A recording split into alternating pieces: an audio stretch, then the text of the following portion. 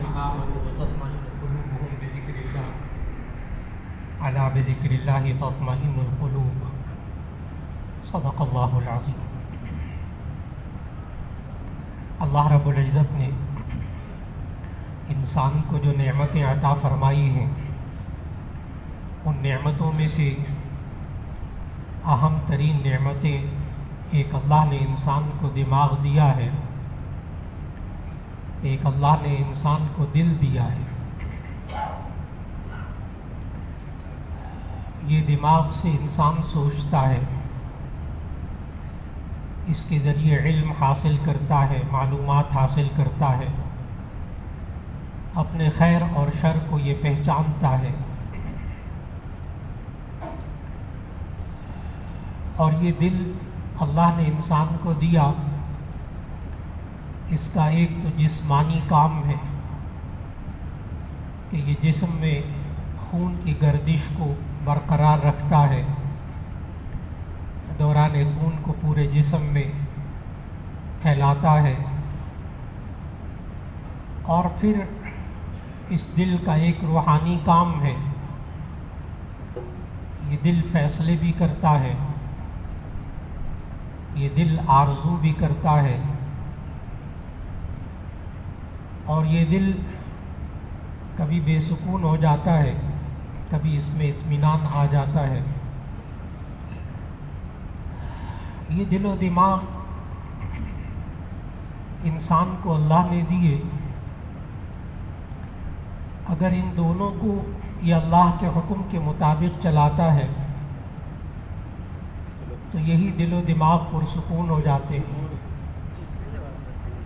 اور ان دونوں کو اگر یہ اللہ کے حکم کے خلاف چلاتا ہے تو یہ دونوں انسان کے لیے بڑی تکلیف کا اور بڑی بے سکونی کا ذریعہ بن جاتے ہیں۔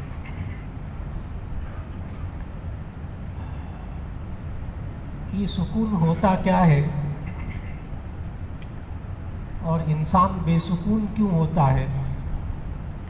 ان دو چیزوں کو اگر سمجھ لیا جائے کہ سکون کیا ہوتا ہے اور بے سکونی کیوں ہوتی ہے، اس کے اسباب کیا ہیں، تو انسان کا اہم ترین مسئلہ حل ہو جاتا ہے کہ وہ بے سکونی کے اسباب کو ختم کرے، سکون حاصل کرنے کے اسباب کو اختیار کرے، جس چیز سے بے سکونی ہوتی ہے اس کو ترک کر دے۔ یہ انسان انشاءاللہ اپنے دل و دماغ میں سکون محسوس کرے گا۔ نبی صلی اللہ علیہ وسلم نے تو اس دل کی روحانی کیفیت کہ کتنا بنیادی کردار ہے اس دل کا، یہاں تک فرمایا کہ الا ان فی الجسد مضغۃ، آگاہ رہو کہ جسم میں ایک گوشت کا ٹکڑا ہے، اذا صلحت صلح الجسد کلہ، اگر وہ درست ہو جائے تو سارا جسم درست ہو جاتا ہے، وَإِذَا فَسَدَتْ فَسَدَ الْجَسَدُ كُلُّهُ، اور جب اس کا یہ دل خراب ہو جائے، یہ عضو خراب ہو جائے تو سارا جسم خراب ہو جاتا ہے۔ الا وہی القلب، آگاہ رہو وہ دل ہے۔ نبی صلی اللہ علیہ وسلم ہمیں میڈیکل سائنس پڑھانے کے لیے نہیں آئے تھے، اناٹمی یعنی علم تشریح الاعضاء یہ پڑھانے کے لیے نہیں آئے تھے، فزیالوجی یعنی علم منافع الاعضاء اس کو پڑھانے کے لیے نہیں آئے تھے۔ یہ تو انسان نے اپنی ذہن سے یہ سارے علوم پیدا کیے، اپنے تجربے سے، اپنے مشاہدے سے، یہ انسان کا کمال ہے۔ نبی صلی اللہ علیہ وسلم تو اس دل اور دماغ کے جو روحانی رشتے انسان کے جسم کے ساتھ ہیں وہ سمجھانے آئے تھے کہ اس کو کیسے درست رکھا جا سکتا ہے۔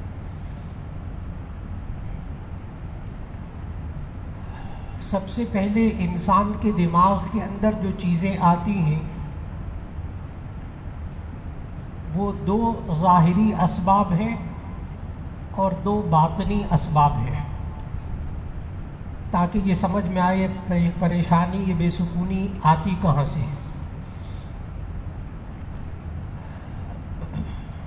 انسان کے ذہن میں آنے والی، دماغ میں آنے والی باتیں 2 طرح سے آتی ہیں۔ ان میں سے ایک ہے جسمانی طریقے سے، ایک ہے روحانی طریقے سے، باطنی طریقے سے۔ ہم سب کے ذہنوں میں، ہمارے بچے بچیوں کے ذہنوں میں جسمانی طریقے سے ہمارے دماغ کے اندر 2 راستے ہیں۔ ایک یہ 2 کان اور یہ 2 آنکھیں۔ بس ہم جو چیزیں سنتے ہیں وہ ہمارے دماغ میں ریکارڈنگ ہوتی ہے، اور اگر میں دور جدید کے طریقے سے عرض کر دوں تو یہ 2 کان، یہ 2 مائک ہیں، ان کے ذریعے آواز اندر جاتی ہے، اندر ذہن کے اندر ریکارڈ ہوتی ہے، آڈیو ریکارڈنگ ہوتی ہے۔ اور یہ جو 2 آنکھیں اللہ نے دیے ہیں، یہ 2 کیمرے ہیں، ان سے جو انسان دیکھتا ہے وہ اندر ویڈیو ریکارڈنگ ہوتی ہے۔ ایک ذریعہ یہ جسمانی ہے، انسان کے ذہن کے اندر جو کچھ آتا ہے جسمانی طور پر وہ ان 2 راستوں سے آتا ہے۔ ہر طالب علم اتنا کمال کا علم حاصل کرتا ہے، کوئی ڈاکٹر بنتا ہے، کوئی انجینئر بنتا ہے، کوئی آئی ٹی کا ماہر بنتا ہے، وہ انہی 2 طریقوں کو استعمال کرتا ہے، 2 آنکھوں کو اور یہ 2 کانوں کو، اور جو آڈیو ویڈیو ریکارڈنگ اس کے دماغ میں ہوتی ہے اسی کا وہ امتحان دیتا ہے، اسی پہ اس کو ڈگریاں ملتی ہیں۔ تو دماغ کے اندر جتنی چیزیں آتی ہیں یہ 2 راستے ہیں، ظاہری جسمانی، اور 2 راستے ایسے ہیں جو باطنی ہیں۔ نمبر 1 کہ انسان کے ذہن میں، دماغ میں اللہ باتیں ڈالتا ہے، انسان کے دل و دماغ میں اللہ باتیں ڈالتا ہے، یہ اللہ نے ہمیں قرآن مجید میں سمجھایا۔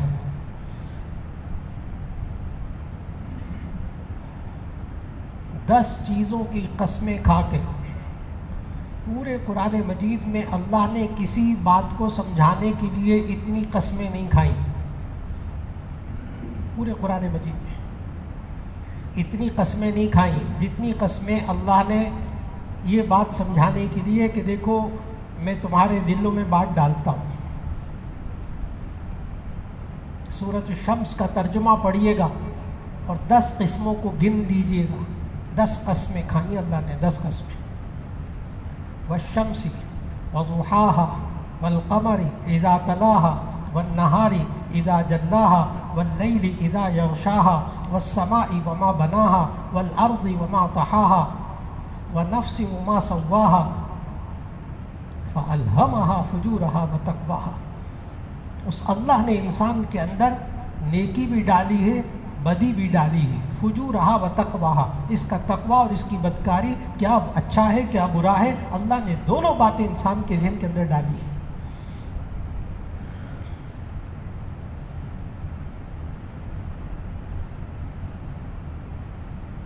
اس انسان کو بسا اوقات کوئی سکھانے والا نہیں ہوتا، اس نے کبھی کسی یونیورسٹی میں، کسی اسکول میں، کسی ادارے میں نہیں پڑھا ہوتا۔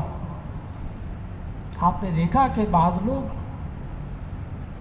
انگوٹھا چھاپ ہوتے، قطعاً تعلیم حاصل نہیں کی، لیکن اس وقت دنیا کے بڑے مالدار تاجر موجود ہیں۔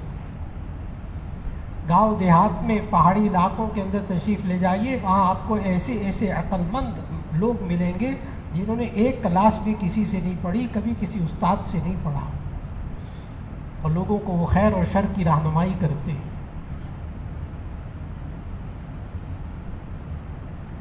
باطنی ایک طریقہ، اللہ ذہن میں بات ڈالتا ہے۔ باطنی دوسرا طریقہ کہ شیطان وسوسے ڈالتا ہے،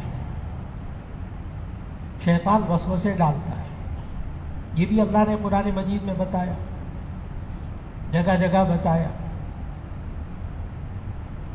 सूरत अन्नास के अंदर बताया, मिन शर्रिल वसवासिल खन्नास अल्लज़ी युवस्विसु फ़ी सुदूरिन नास मिनल जिन्नति वन्नास, अल्लज़ी युवस्विसु फ़ी सुदूरिन नास, वो जो छुप कर लोगों के दिलों में बात डालता है, मिनल जिन्नति वन्नास, जिन्नात में से भी इंसानों में से भी। इंसान भी बात दिल में डालते हैं, इंसान भी जहन में बात, दिल और दिमाग में बात डालते हैं। एक एक बाप को, एक एक बाप को, एक एक माँ को पूरा इख्तियार है। इस मजमे में बैठे हुए एक एक शख्स को इख्तियार है, अल्लाह ने मुकम्मल इख्तियार दिया है। किसी को दिल दिमाग में आप बात डालना चाहे आप डाल सकते हैं, चाहे अच्छी डाले चाहे बुरी डाले। एक बंदा इनकार नहीं कर सकता कि मैं तो बेबस हूँ, मैं तो कुछ भी नहीं कर सकता। क्या आपने जवान बच्ची को ये नहीं कह सकते नमाज पढ़ लो बेटा? इसमें कहने में क्या हर्ज है? नमाज पढ़ लो बेटा, झूठ ना बोलो। आपने जहन में बात को उतारा। मैंने अर्ज़ किया, दुनिया में बेबस किस्म का इंसान भी ये नहीं कह सकता। मैं बहुत मजबूर हूँ मौलाना, आपको बता नहीं सकता मेरे घर के क्या हालात हैं, ये नहीं। फिर भी अल्लाह ने इंसान को ताकत दी है कि वो किसी के दिल और दिमाग में बात डाले।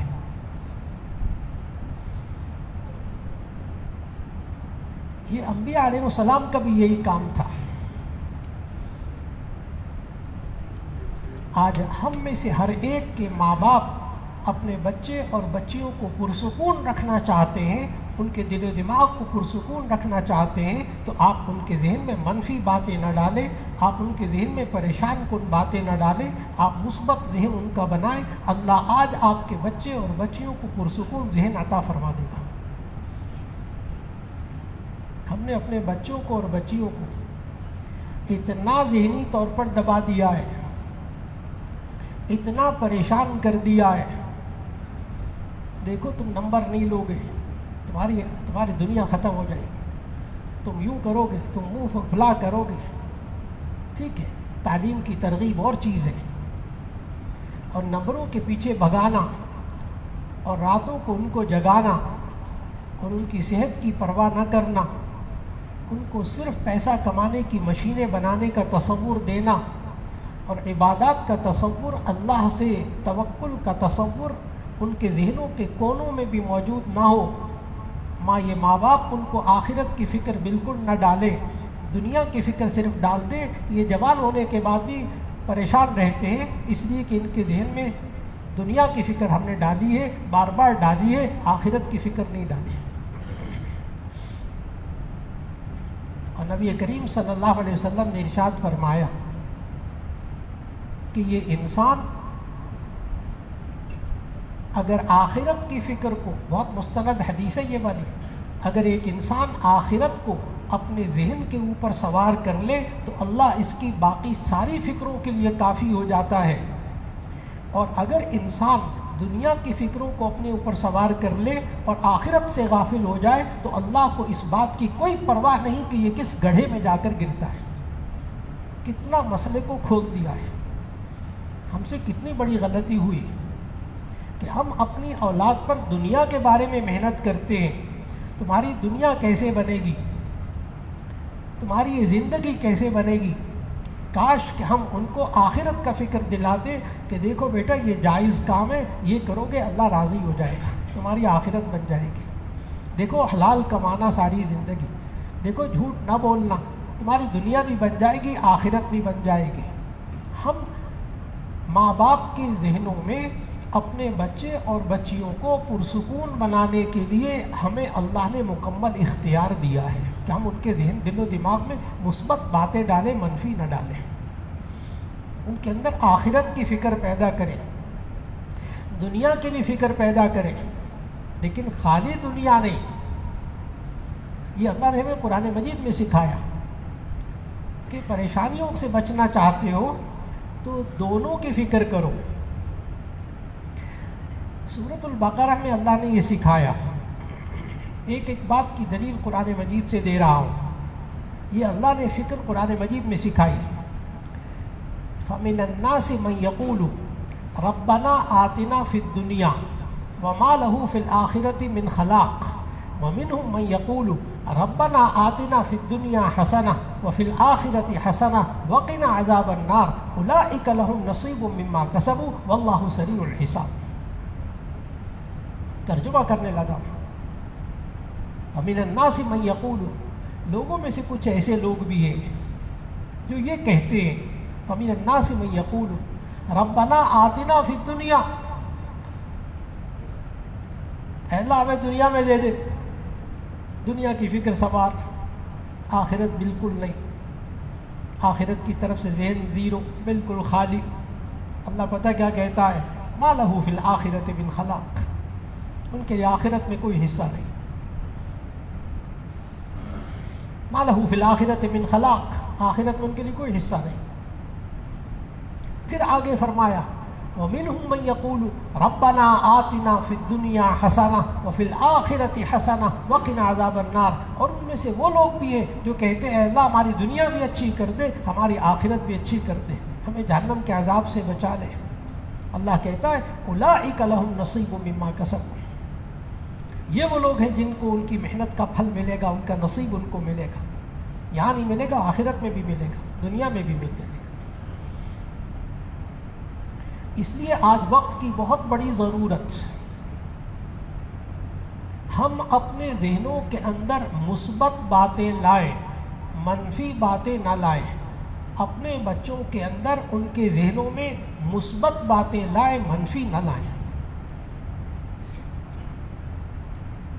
ان کے جذبات کو مثبت جذبات بنائیں, منفی جذبات مت بنائیں.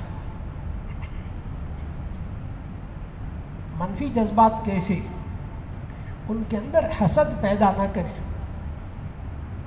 ان کے اندر بغض اور کینہ اور نفرتیں پیدا نہ کریں. مہربانی کریں, ہم نے اپنی نوجوان نسل کے ذہنوں میں نفرتیں بھری ہیں. اس کے یہاں نہیں جانا, اس سے نہیں ملنا, اس کے پاس نہیں جانا, اس چچا کے پاس بالکل نہیں جانا, ماموں کے یہاں تو بالکل ہی نہیں جانا. ہر ایک کے ساتھ نفرتیں.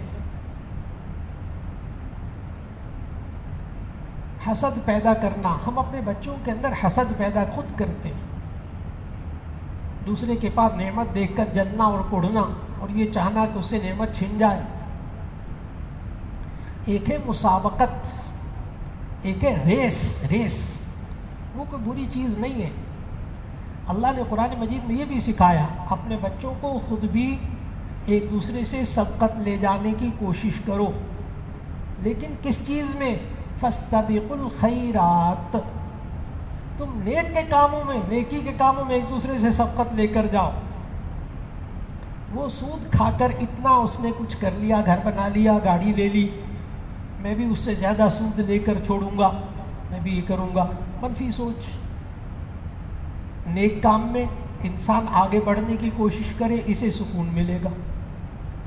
اور یہ انسان حرام کام کے اندر حسد میں مبتلا ہو کر اس کے پاس یہ چیز, اس کے پاس یہ چیز, وہ حلال حرام کی پرواہ نہیں کرتا. دیکھو وہ کتنا ترقی کر گیا, میں بھی حرام حلال کی پرواہ نہیں کروں گا, میں بھی ترقی کروں گا. پھر اللہ اس دنیا کے سپرد انسان کو کر دے گا. یہ دنیا اس کا کیا حشر کرے گی. بچوں کے اندر غصے کے جذبات پیدا نہ کیے جائیں, بچوں کے اندر انتقام کا جذبہ پیدا نہ کیا جائے. یہ وہ بے سکونی کے ذریعے ہیں. حاسد انسان کبھی پرسکون نہیں ہوتا.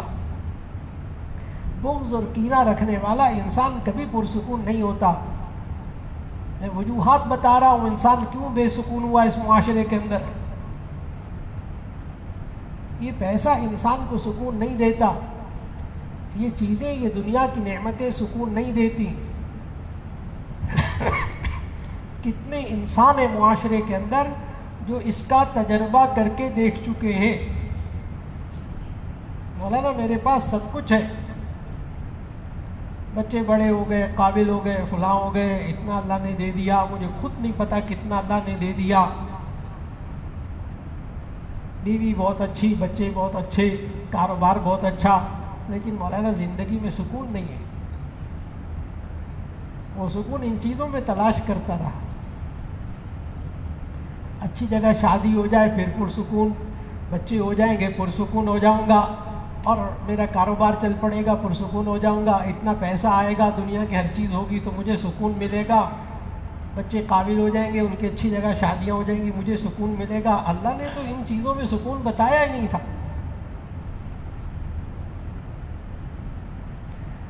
پھر عجیب بات بتاؤں، یہ بے سکون ہونے کے بعد سکون حاصل کرنے کے لیے جو طریقے اختیار کرتا ہے وہ بھی اللہ کے حکم کے خلاف. عجیب مصیبت ہے. بے سکون ہونے کے بعد جب سکون حاصل کرنا چاہتا ہے وہ اس میں بھی اللہ سے نہیں تلاش کرتا. کبھی یہ موسیقی میں اپنا دل لگاتا ہے، گانے سن کر مجھے سکون ملتا ہے. ہاں بڑے بڑے جناب بڑے. اور میں بتا دوں آپ کو کہ یہ غلط بات نہیں ہے کہ گانے سن کر موسیقی سن کر سکون ملتا ہے. یہ غلط بات نہیں ہے، یہ ٹھیک ہے. اس پر پی ایچ ڈی کے مقالے لکھے گئے ہیں جو میں نے پڑھے. اس مقالہ لکھنے والا کیا کہتا ہے وہاں، اس نے مقالے کا عنوان لکھا، بہت بڑا استاد ہے وہ، بڑا بڑا ماہر نفسیات ہے. اس نے لکھا موسیقی روح کی غذا ہے. اس پر اس نے تھیسس لکھا ہے، موسیقی روح کی غذا ہے. مولانا میں گانے سنتا ہوں، اتنے اونچے اونچے سنتا ہوں، مجھے ڈپریشن میں کمی ہو جاتی ہے، بڑا سکون ملتا ہے. یہ فلمیں دیکھتا ہے، اس پہ سکون ملتا ہے. وہ الگ بات ہے کہ ان پروفیسر صاحب کو کیا کہا تھا. ملاقات ہوئی، میں نے کہا آپ نے کمال کر دیے تحقیق کر کے. ایک عالم کے سامنے بھی کہا گیا تھا کہ جی فلاں کہتا ہے کہ موسیقی روح کی غذا ہے. بہت بڑے عالم ہیں، اللہ ان کو غریق رحمت کرے، ان کے درجات بلند فرمائے. ان کے سامنے کسی نے کہہ دیا کہ فلاں بڑی ہستی ہے، بہت بڑا گلوکار ہے، وہ بھی انتقال کر گیا. اب تو اس نے کہا کہ وہ موسیقی روح کی غذا ہے، آپ کا کیا خیال ہے؟ تو بزرگ نے آگے سے کیا جواب دیا؟ ٹھیک ہی کہتا ہے. آگے جواب سننے والا ہے، ٹھیک ہی کہتا ہے، جیسی روح ویسی غذا. ٹھیک ہی کہتا ہے، جیسی روح ویسی غذا. پاکیزہ روح کے لیے پاکیزہ غذا، گندی روح کے لیے گندی غذا. جواب مکمل ہو گیا ان بزرگ کا. یہ انسان آج سکون حاصل کرتا ہے فلمیں اور ڈرامے دیکھنے میں. کہتا ہے میں فلمیں ڈرامے دیکھتا ہوں مجھے سکون ملتا ہے، اور واقعی ملتا ہے. نفسیات بھی یہی کہتی ملتا ہے. کوئی انسان باغات میں چلا جاتا ہے، سیر و تفریح کے لیے چلا جاتا ہے، کہتا ہے میں سیر تفریح کرتا ہوں مجھے سکون مل جاتا ہے. جائز جائز، سیر و تفریح جائز. کوئی کھیلوں میں لگ جاتا ہے، کہتا ہے مجھے سکون ملتا ہے. کوئی انسان بے سکون ہو رہا ہے معاشرے میں، وہ دوائیاں کھانی شروع کر دیتا ہے، سکون کی گولیاں کھاتا ہے. خود سے نہ کھائے، ڈاکٹر کہتے ضرور کھائے کیونکہ وہ علاج ہے. خود سے نہیں کھانی چاہیے، وہ علاج ہے، وہ بھی غنیمت ہے، وہ بھی غنیمت ہے اس دور کے. بعض معاشرے میں نشے کی چیزیں استعمال کر کے سکون حاصل کرتے ہیں، شراب کا نشہ اور دوسرے نشے دور جدید کی، ان کو اختیار کر کے. اور ہماری نوجوان نسل، ہمارے میٹرک کے بچے، میٹرک کی بچیاں، ایف ایس سی کی بچے بچیاں، میڈیکل کالج کے بچے بچیاں، ساری زندگی گزر کے ان کالج یونیورسٹیز میں. اس وقت بہت بڑا مسئلہ نشہ ان نوجوانوں کا، کہ یہ اپنے دل و دماغ میں نشہ لے کر سکون حاصل کر کے کہتے ہیں ہم بڑے قابل بنیں گے، ڈاکٹر انجینئر بنیں گے، آئی ٹی کے ماہر بنیں گے. میں نے جملہ عرض کیا کہ آج یہ انسان اللہ کی وحی الہی کی رہنمائی نہ ہونے کی وجہ سے، اللہ اور اس کے رسول صلی اللہ علیہ وسلم کی رہنمائی نہ ہونے کی وجہ سے، یہ انسان بے سکون ہونے کے بعد جو راستے اختیار کرتا ہے سکون حاصل کرنے کے، وہ بھی اللہ کے حکم کے خلاف. کہیں ایمان برباد ہوتا ہے، کہیں ایمان برباد ہوتا ہے، کہیں اخلاق برباد ہوتے. سارا سوشل میڈیا کا میں نے خلاصہ بتایا. جس کو سوشل میڈیا کے اندر سکون ملتا ہے وہ ذہن میں رکھے کہ یا ایمان خراب ہوتا ہے، یا اخلاق خراب ہوتے ہیں، یا اعمال برباد ہوتے ہیں، یا وقت برباد ہوتا ہے، یا پیسہ برباد ہوتا ہے، یا انسان کی جسمانی صحت برباد ہوتی ہے. لیکن اللہ جو طریقے بتاتا ہے سکون حاصل کرنے کے، اس کے اندر ان میں سے کوئی نقصان بھی نہیں ہوتا۔ اور وہ آیت وہ ہے جو شروع میں پڑھی، الا بذکر اللہ تطمئن القلوب، آگاہ رہو اللہ کے ذکر سے دلوں کو اطمینان ہوتا ہے۔ اللہ کا ذکر نماز کے اندر، اللہ کا ذکر قرآن مجید کی تلاوت کے اندر، اللہ کا ذکر انسان کرتا ہے درود شریف پڑھ کے، سبحان اللہ کہہ کے، الحمدللہ کہہ کے، لا حول ولا قوت الا باللہ کہہ کر، اور جتنے طریقے اللہ کے نام لینے کے ہیں وہ سارے کے سارے اس میں شامل ہیں۔ سکون حاصل کرنے کا آج یہی طریقہ ہے۔ اور پتہ ہے ایک آخر میں جملہ عرض کر دوں، یہ طریقہ کہ اللہ کے ذکر سے اللہ کو یاد کر کے دلوں کا اطمینان ہوتا ہے، یہ پتہ ہے کس نے بتایا؟ جو دل و دماغ کا خالق ہے، جس جو دل و دماغ کا خالق ہے، اس سے بہتر کوئی تجویز نہیں کر سکتا۔ آج ہمیں اپنی اولاد کو نماز کی طرف لانا ہوگا، اپنے بچے بچیوں کو قرآن کی تلاوت کی طرف لانا ہوگا، گھر کے ماحول کو گناہوں سے بچانا ہوگا۔ گناہوں میں بے سکونی ہے، نیک کاموں میں سکون ہے، سچ میں سکون ہے، جھوٹ میں بے سکونی ہے، انتقام میں بے سکونی ہے، معاف کرنے میں سکون ہے۔ یہ انسان خود اپنے نفس کی خاطر حلال حرام کی پرواہ کیے بغیر زندگی گزارے، اس میں بے سکونی ہے۔ یہ انسان حلال مال کمائے، اللہ نے اس میں سکون رکھا۔ اللہ ہمیں آج معاشرے کے اندر بہت بڑا مسئلہ یہ بن چکا، ہم کیسے سکون حاصل کریں؟ اور جو طریقے بتائے بے سکونی آنے کے، اللہ ہمیں اس سے بچنے کی توفیق عطا فرمائے۔ وآخر دعوانا الحمدللہ رب العالمین۔